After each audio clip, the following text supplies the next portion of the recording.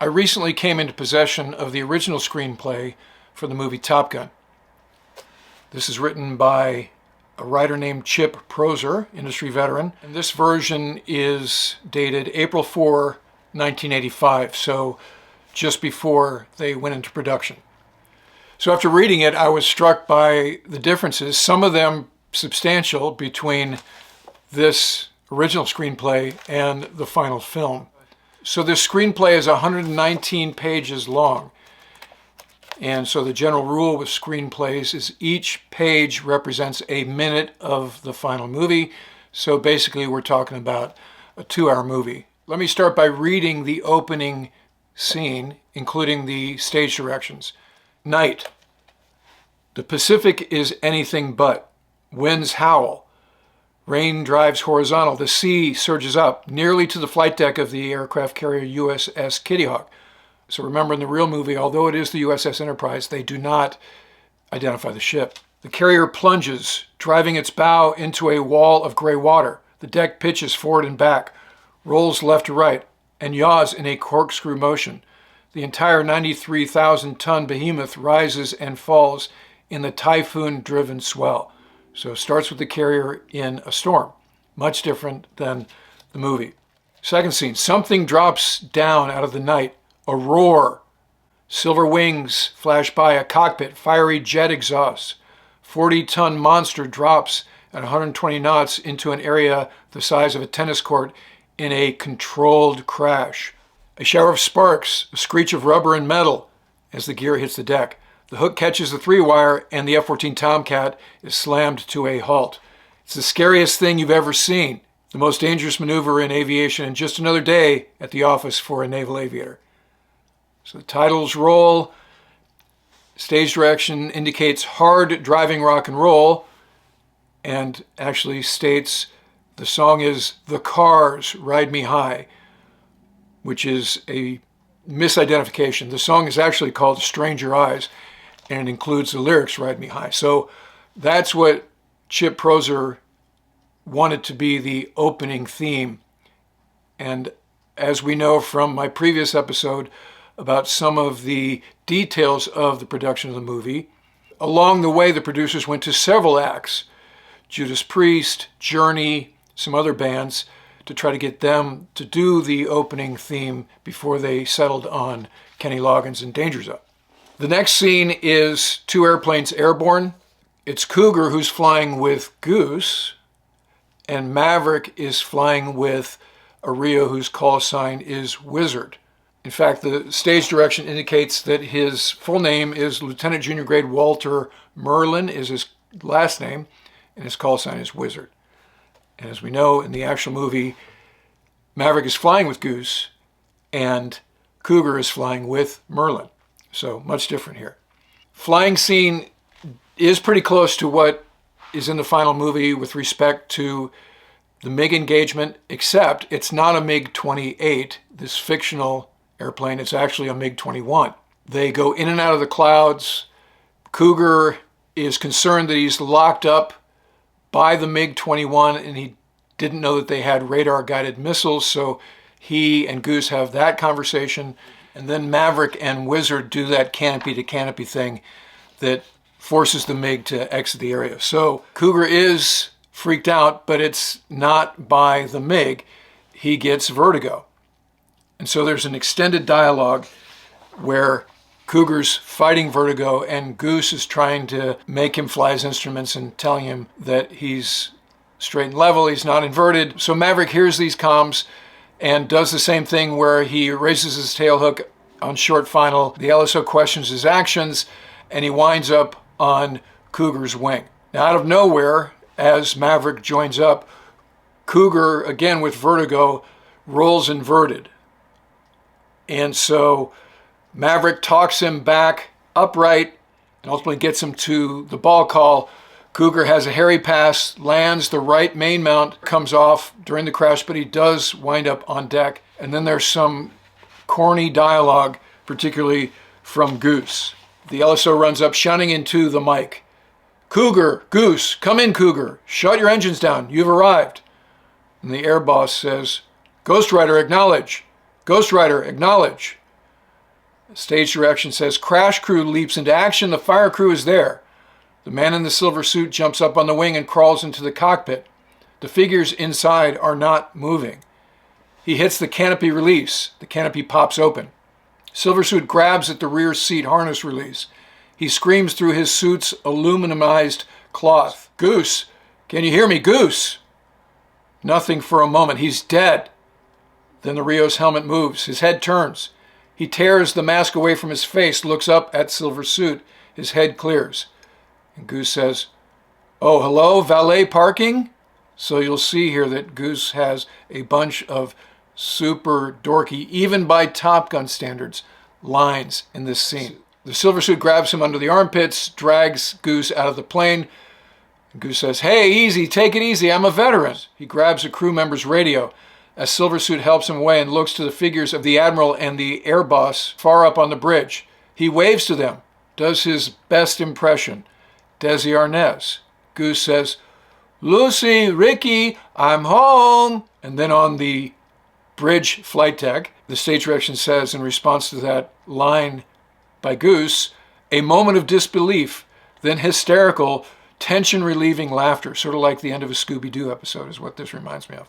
The other thing about that scene is they use Tilly, which is a piece of yellow gear used to clear wreckage to get Cougar and Goose's airplane out of the way so Maverick can land. After that, it's, again, kind of like the actual movie where Cougar goes into the skipper's office, call sign Stinger, and turns his wings in, drops them on the table, and then Maverick and Goose are called in. So Goose defends Cougar, who remember now is his pilot in this version of the screenplay.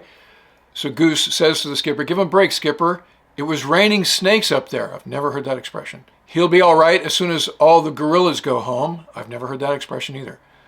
The skipper stares at Goose, nonplussed for a moment. And then Stinger says, I know some Rios are a little wiggy, but you abuse the privilege. I don't believe I'm going to have to put the two of you in the same cockpit, but there it is. And Goose says, but skipper, Cougar's been picked for Top Gun. He's the best of the best. That's actually a line. And Stinger says, well, you'll just have to make do with him. And he indicates Maverick. Goose and Maverick exchange looks in the stage direction. Goose says, Mav's a great flyer, but, and Stinger says he's a hell of a flyer. In fact, he's so damn good, he might have been picked for Top Gun himself, except for one thing. And this says, screams, he just can't seem to follow orders. Stinger moves slightly to stand now directly in front of Maverick and speak eye to eye at 4 inches.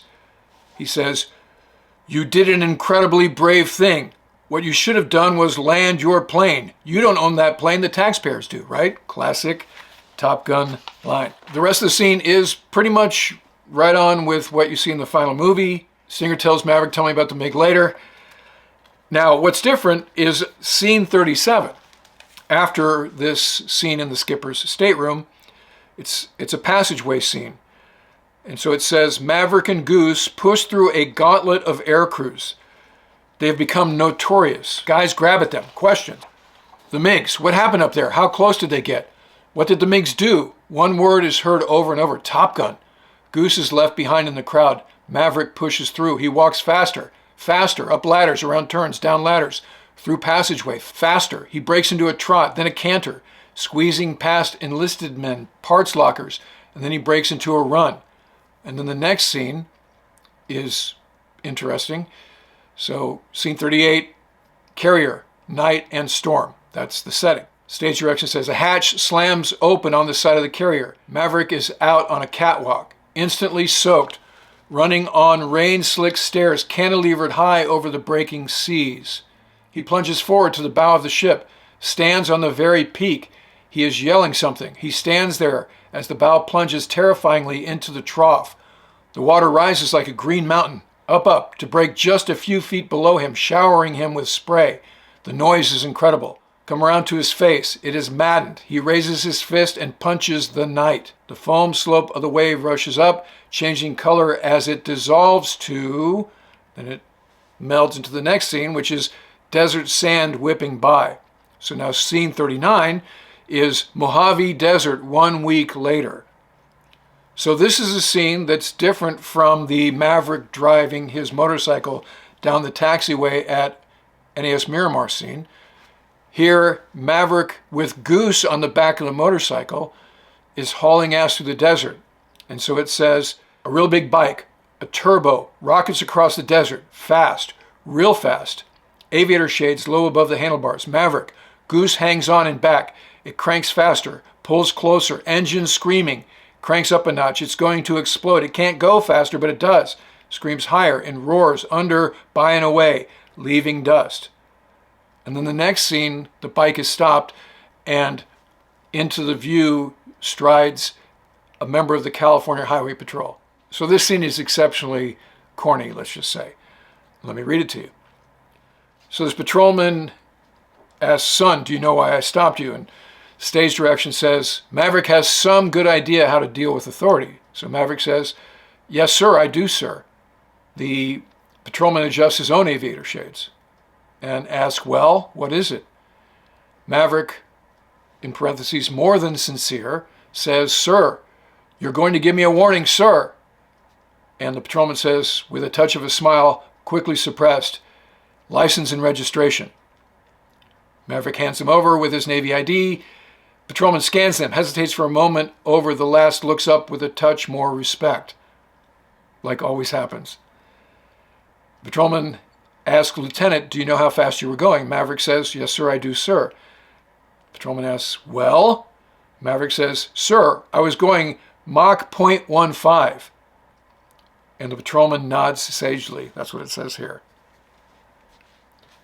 And says, 1/6 the speed of sound, like he's liking this way to frame miles per hour. And Maverick says, yes, sir. Patrolman, which says, a guess, Lieutenant, what do you usually fly? And Maverick says, F-14s, sir. And here, in the stage direction, in parentheses, his next line is delivered with parentheses, new respect, Tomcats? Maverick says, yes, sir.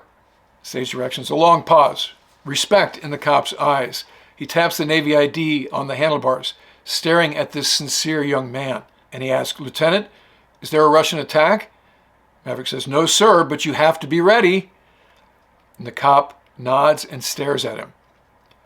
So he winds up escorting Maverick from that point in the desert all the way to the front gate of Miramar. As he leaves them at the front gate, the patrolman says, Lieutenant. Maverick says, yes, Sergeant. And the patrolman says, remember one thing. Outside of this gate, I am Top Gun. And Maverick says, yes, sir. And he salutes. And the patrolman returns a snappy one. At this point, we see Ice for the first time. This is actually Ice's first line. So he's at the gate and he notices, so he says, uh-oh, police escort. This one must be a real killer. The second pilot grins big at them. Maverick turns slightly, stares over his shades at them as he passes. Goose grins back at the challenge. So that scene mercifully did not make the final movie. So the next scene is in what is listed as the Top Gun orientation room. This is where we meet Viper and Jester, as they describe the class of Top Gun attendees as 16 young men, 8 flight crews, right, so pilot and Rio, sit at attention. They are trim, fit, and confident. High school heroes, college jocks. And this one is written a lot like what comes out in the movie in terms of, do you think you're the best? Yes, and all that kind of stuff. At the end of that scene, they all gather around the Top Gun plaque that Viper has explained goes to the top Top Gun crew, each class. And Hollywood says the winner can get assigned here as an instructor. He gets to fight every day. And then the stage direction is they, meaning the class, move closer to examine the plaque. Then scene 44 is the O Club scene. It's described like this. Fast cars in the driveway, fast music blares into the night. It's Wednesday, Animal Night. Maverick, Goose, Hollywood, and Wolfman walk to the entrance. And this has a sign called the Walks Off Bar. And Walks Off is the abbreviation for weather completely obscured by clouds. So stage direction, loud music, low ceiling, plaques of the squadrons line the walls. A dancer gyrates on stage, largely ignored by pilots talking with their hands. Every pretty girl in San Diego seems to be here. It's noisy, rowdy place. A steam releaser, in quotes, for people under pressure. Nevertheless, there is a control to it all. There are none of the usual bar types, just pilots and naval officers. The ghost riders enter. The place is on fire, a mob of dancers, flashing lights, blaring, all caps, hard rock music. Beer flows. Pilots talk flying and hustle girls. Maverick is a bit reserved. He doesn't move among the crowd as naturally as Goose does. Hollywood and Wolfman drift away, searching for quarry. Goose orders beer. He nods towards a tall young man across the room. So there's some repartee. This is where Goose introduces Slider to Maverick. As this exchange is going on, their attention shifts to this drink ritual that's happening behind them. So it says, suddenly, a flame shoots up. Someone ducks his head and swallows it. A pilot sets an empty glass on the bar. Slider asks, what was that? Goose says, flaming hooker. Sort of an institution around here. Or maybe this is the institution, I forget which. It's the house drink. It'll warm the cockles of your heart and other things depending on where you spill it. So in the stage direction, Goose motions to the barmaid and she moves over, sets them up. Goose holds a demi-tasse glass. The barmaid pours drambuie. They look at Goose apprehensively. Goose looks at the nearby flyers in camo fatigues. So this is a group of Marines that are there.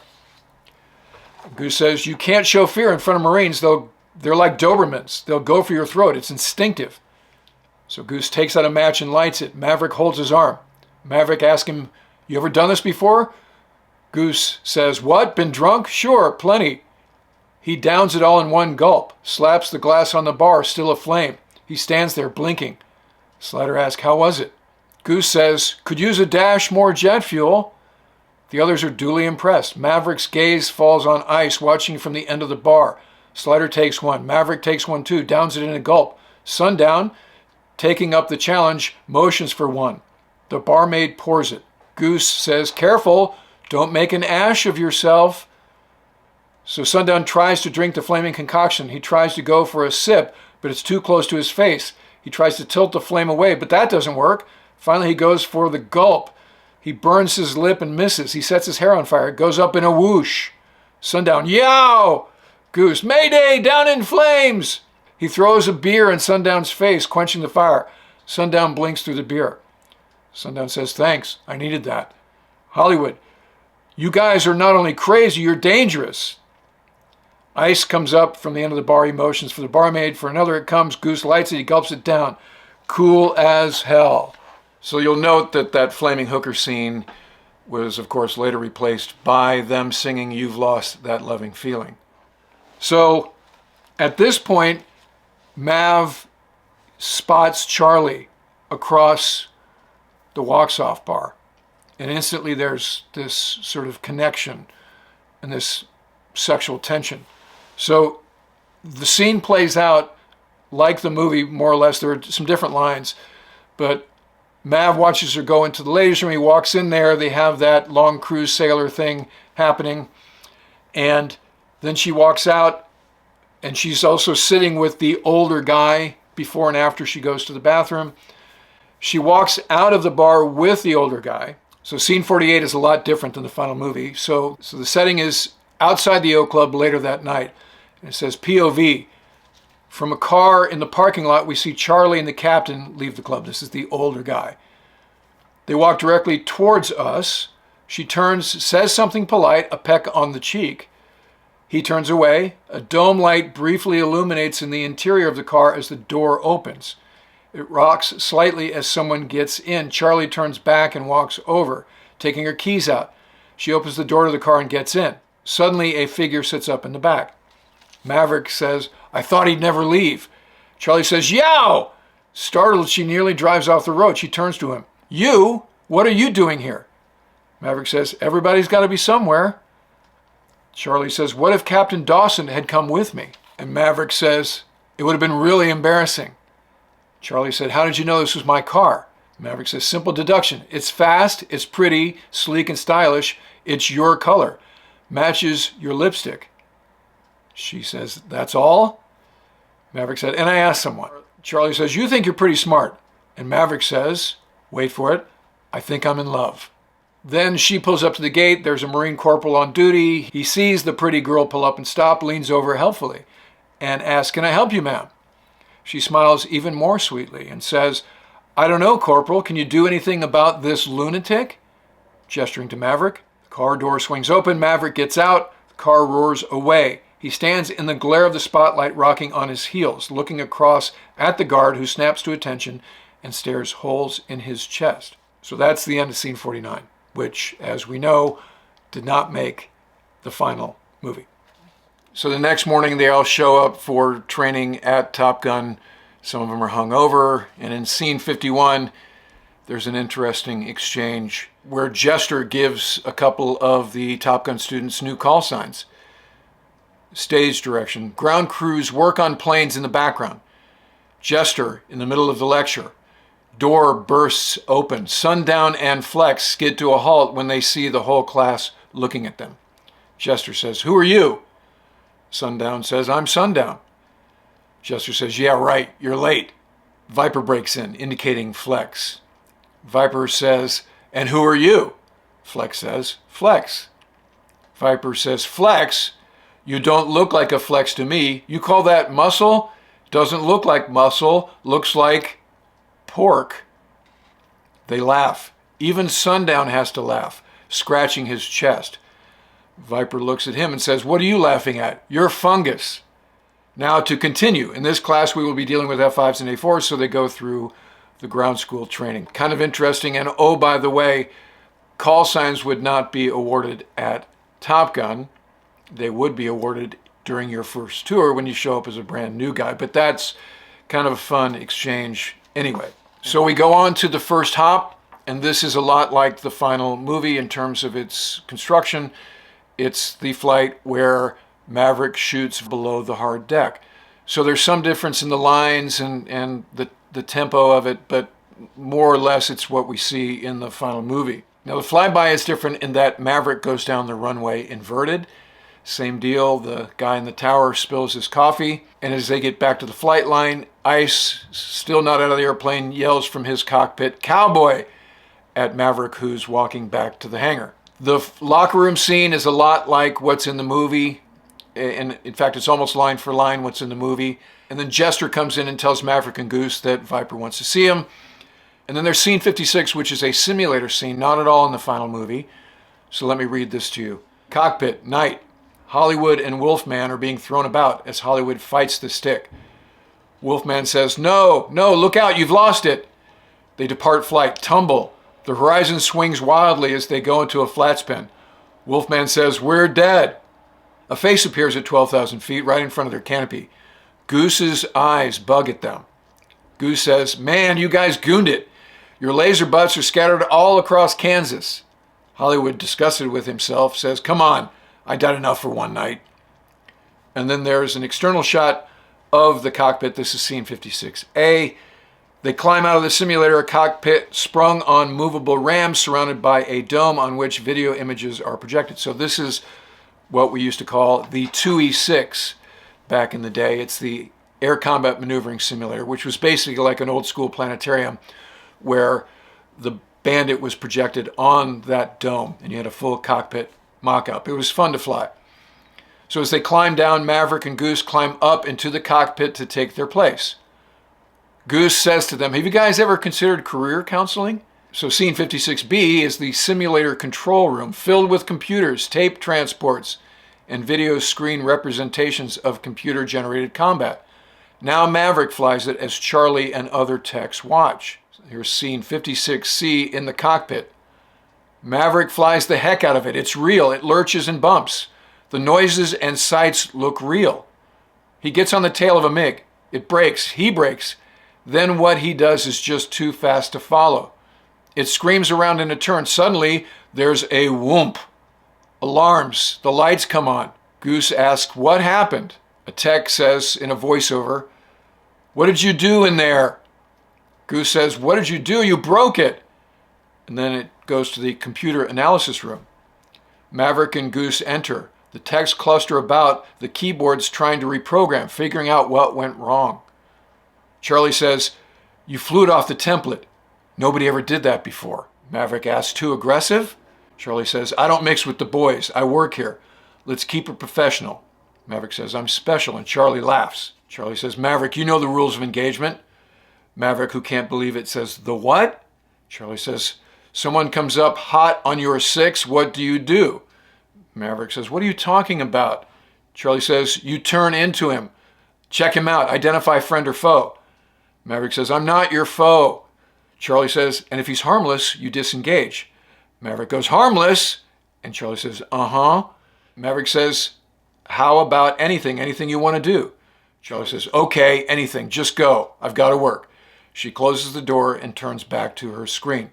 So that scene, not to mention it's in the simulator room, has some of the stuff that happens in the tax trailer between Maverick and Charlie in the real movie. But there's a lot more dialogue between Charlie and Maverick, obviously, and it shapes her character and their relationship, you could say, in greater detail, but it's a lot different. So the next scene takes place at the beach in La Jolla. So it's just Mav and Charlie on their date, and it starts with a day off. Pilots, other personnel are enjoying a day at the beach. There are bikinis, a beer, sunfishes, and water skiing. The annual Over the Line, a variation of softball, tournament is in progress. The team from the Ted Kennedy Driving School, get it, is whipping another known as the Scum de Terre. The pilots are doing pretty well at blowing off steam.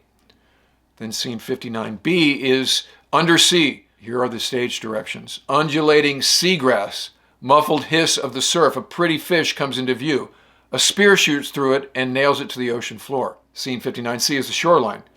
2 figures pop to the surface and wade to the beach. Maverick holds the wriggling fish. Charlie is repulsed.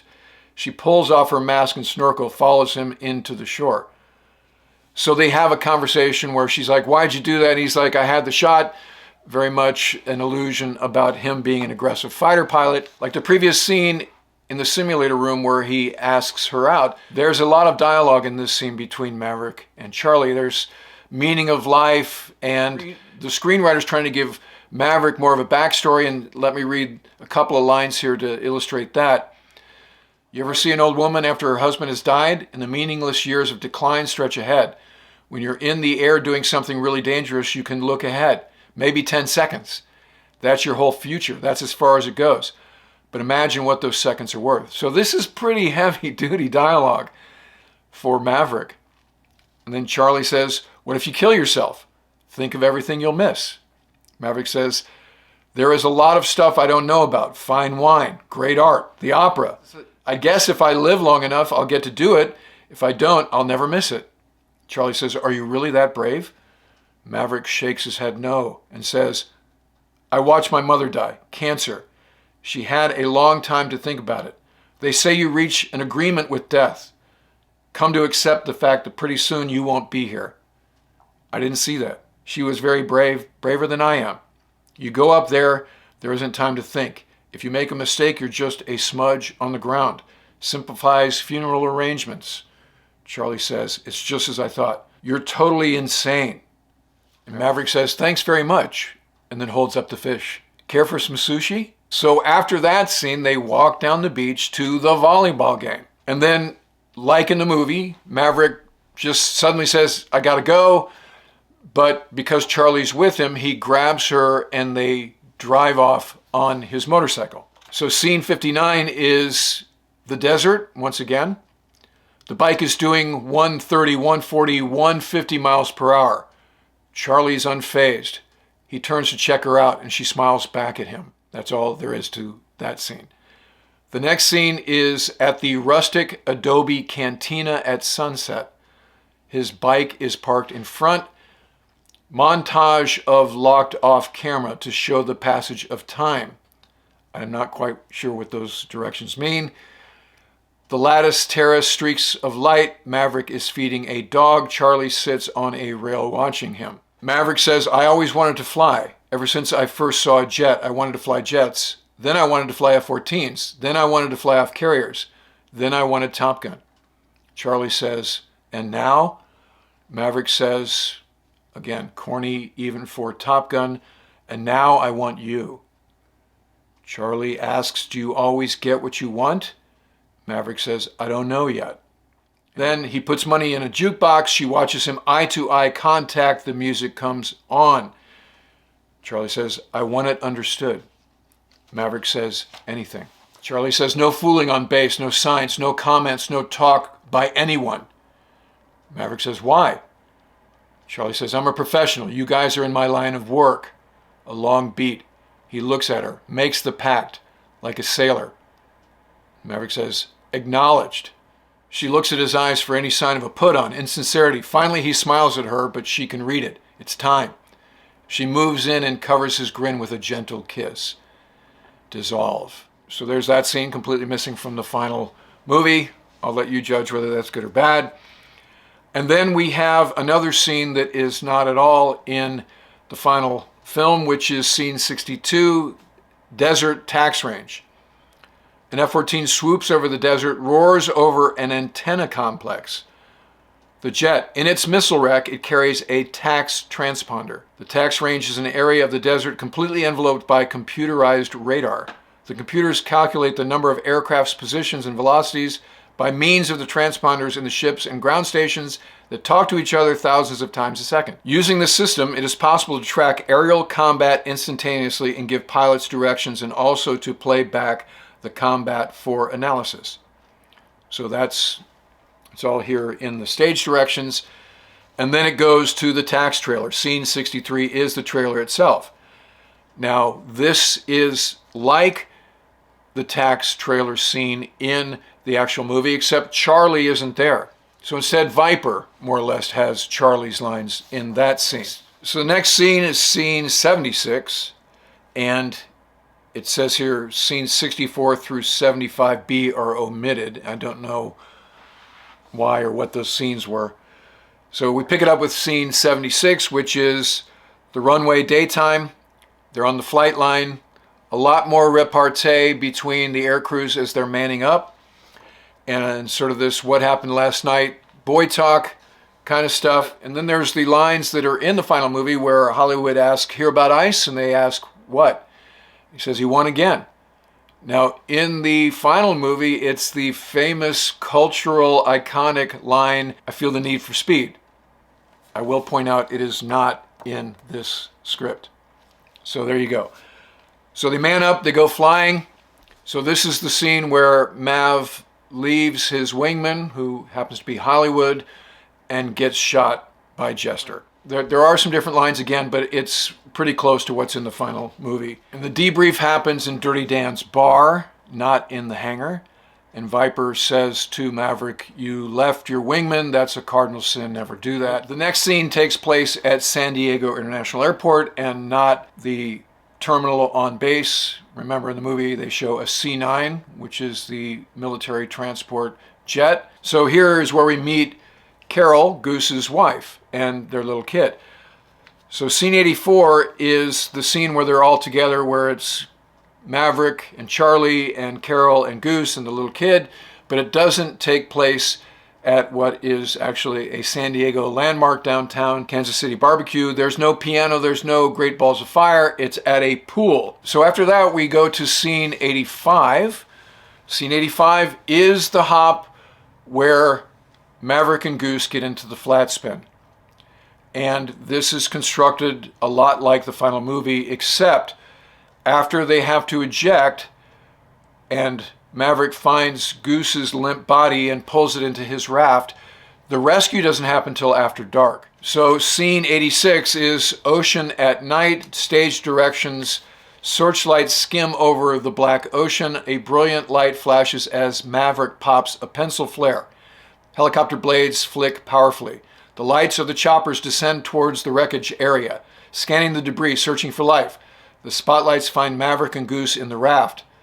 The draft from the chopper churns the water. A frogman drops from the chopper and hits with heavy splashes.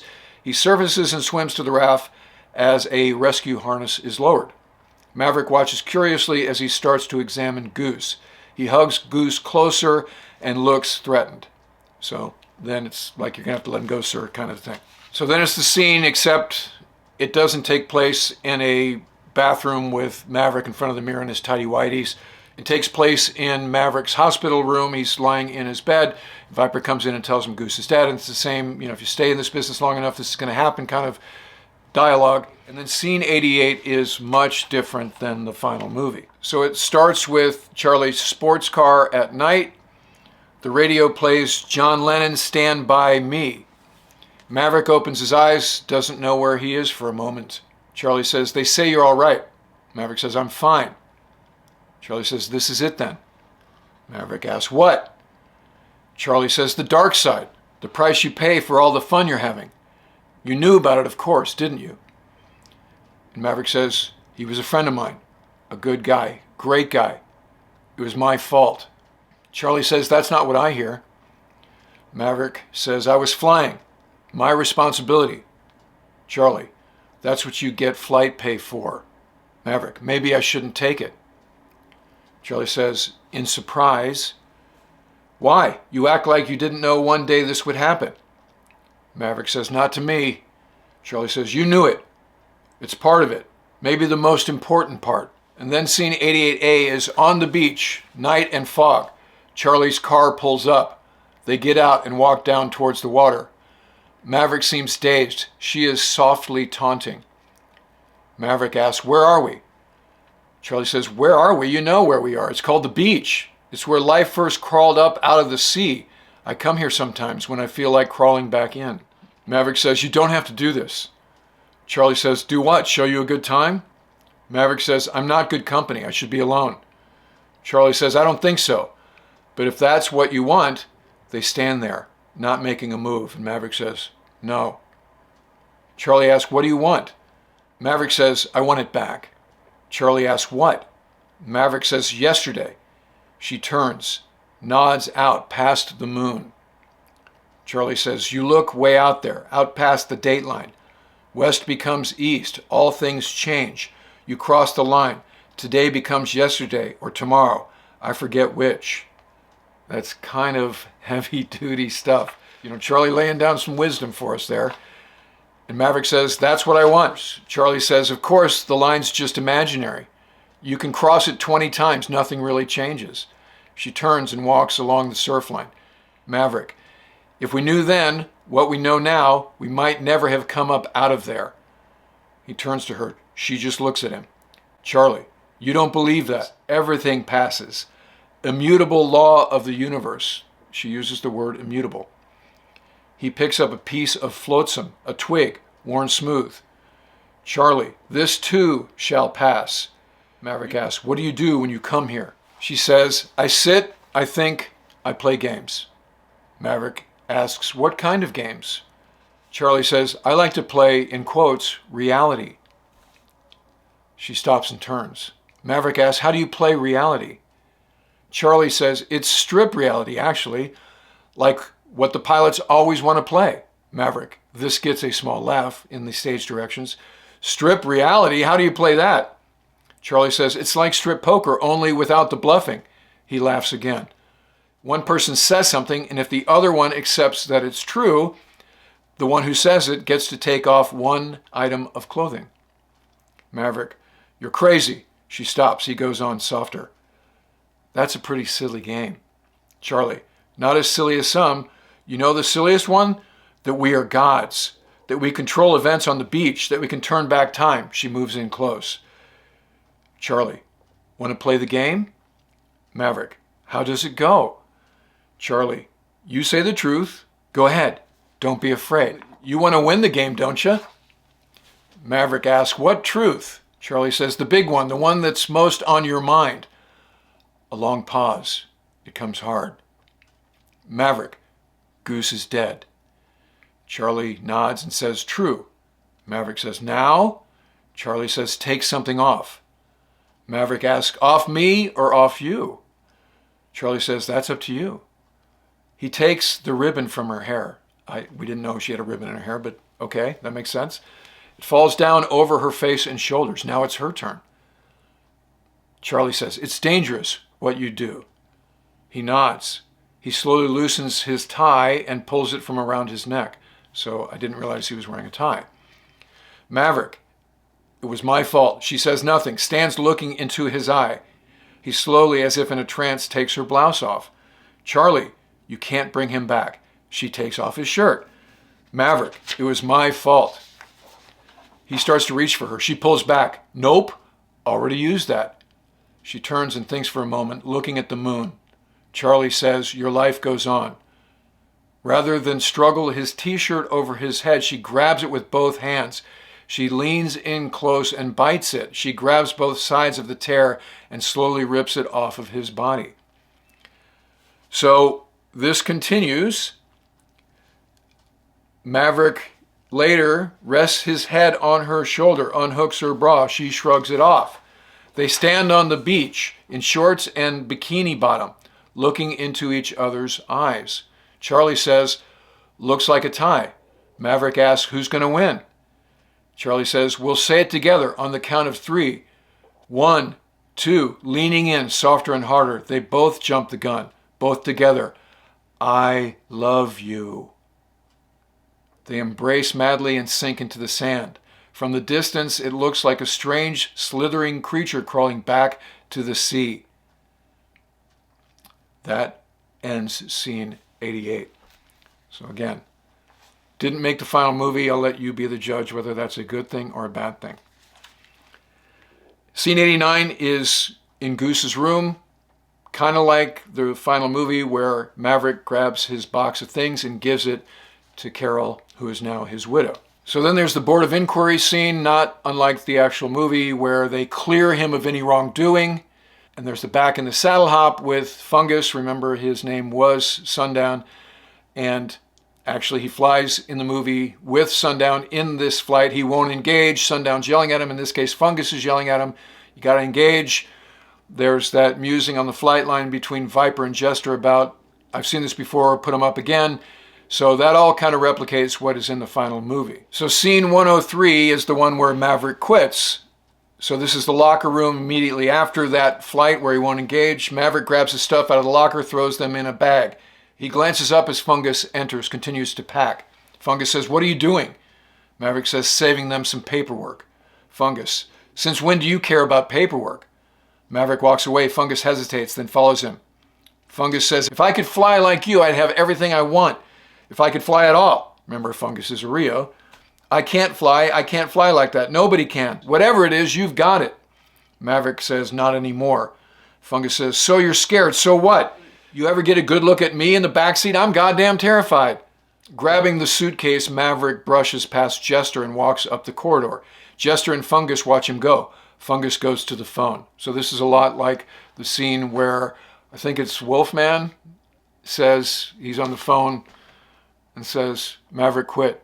You don't know quite who he's talking to. Maybe you think he's talking to Charlie. And then scene 04 is at the airport at night. Charlie and Maverick, it's all that you're out there with your hair on fire kind of stuff. And then after that, it's a scene with Maverick goes to Viper's house. Viper's talking about that he knew Maverick's dad. And instead of the thing where you couldn't talk about it because he died over Cambodia, lines on a map and makes like fireflies, Viper says that his dad died in a ramp strike aboard the USS Oriskany, and the line is, they waved him off, he thought he knew better, he hit the ramp. So that's how Maverick's dad died. Different. The end of that scene is, again, a lot like the final movie where Viper's kind of like, do whatever you want, nobody would blame you if you quit, but, you know, we understand why this happened and maybe you could keep going. Right? So he kind of leaves it up to Maverick. And then it's the Top Gun graduation scene, which is a lot like the final movie as well. And at the end, just like in the movie, they get orders to go to the ship. So the next scene is they get aboard the Kitty Hawk, and there's word that a Navy oceanographic ship has been threatened. So again, Stinger is the skipper of the squadron, and he assigns Ice and Hollywood Sector 2. And he gives Maverick the alert, flying with Fungus. There isn't the line where Ice looks at Skipper and goes, you know, about Maverick, and I know what's on your mind, son, just go man up, or whatever it is that Stinger says. That line isn't in there. Same kind of thing where the situation escalates. 2 MiGs turn into 4, again, MiG-21s, not 28s. So Mav launches on the alert. And everything's kind of the same in terms of the choreography of this air-to-air engagement. Hollywood and Wolfman are shot, but not shot down. They actually managed to get back aboard the ship. And after shooting down the other MiGs, Maverick and Ice do a flyby, just like in the movie. And again, the guy in the tower is the same guy who was in the tower before. And again, he spills coffee on himself, except in this case, Maverick enjoys the support of the Admiral, and the Admiral kind of laughs at the air boss's misfortune as this airplane flies by. So that's a different character who's very sympathetic to Maverick. So they get on the flight deck, and cheers and high fives and all the other thing. There is that line where Ice says, "You can be my wingman anytime." So that's one of the classic lines that is in this script. And then Wolfman and Hollywood show up with their damaged airplane going down the elevator behind them. And Hollywood says, "We got our radio and an engine. We were lucky to make it back." So you remember in the movie, they get off a helicopter with their life preservers having been used and they're soaking wet. But in this version, they got back aboard and they walk across the flight deck to the celebration. And then Stinger hugs Mav and Ice on the flight deck. And he asks Mav where he wants to go for follow-on orders. And Mav asks, "Are there any more MiGs?" And Stinger replies that they don't want to come up anymore. So sort of shows Mav considering his options. And then that scene dissolves into what is the final scene, which is a lot different. So let me read you that. So this is scene 140. The setting is Flight Line Miramar, Top Gun. Viper, Jester, and others walk out of the hangar to watch a wing return. Scene 141 is Miramar runway day. Suddenly an F-14 brakes, roars in over the field inverted, 100 feet off the ground. Jester asks, "Who the hell is that?" Viper says, "3 guesses." Jester, "Well, he's in trouble and he didn't even get here yet." Jester looks over at an admiral who steps out of a staff car, squints up at the swooping plane, turns, barks an order to his driver, jumps in the car and slams the door. The car takes off. And so now it's Miramar runway day. Further down the runway is the scene. MP Jeeps, lights flashing, pull out and head for the flight line. Viper, "Come on." They head for the hangar. Scene 144, over the end of the runway. The jet brakes at 500 knots and sets down neatly on the tarmac. The rest of the flight follows in perfect formation. Maverick's jet pulling up. He unbuckles his straps, takes his helmet off. He looks over at the approaching caravan. Fungus says, "I think they know we're here." Maverick says, "Let me do the talking." Fungus, "Oh, no, you did the flying. I'll do the talking." He stands up in the cockpit, gives a snappy salute. Fungus says, "Why, Admiral, how really good it is to see you." Maverick turns away as he backs down the steps. A Jeep screeches up. Doors slam open. Footsteps. A voice. "Who's in charge here?" Maverick says, "I am." He's answered automatically, but now it hits him. He knows the voice. He turns. Charlie, hands on hips. "Not for long, you keep that up." He hops down, stands there speechless, grins happily at her. Charlie asks, "Well?"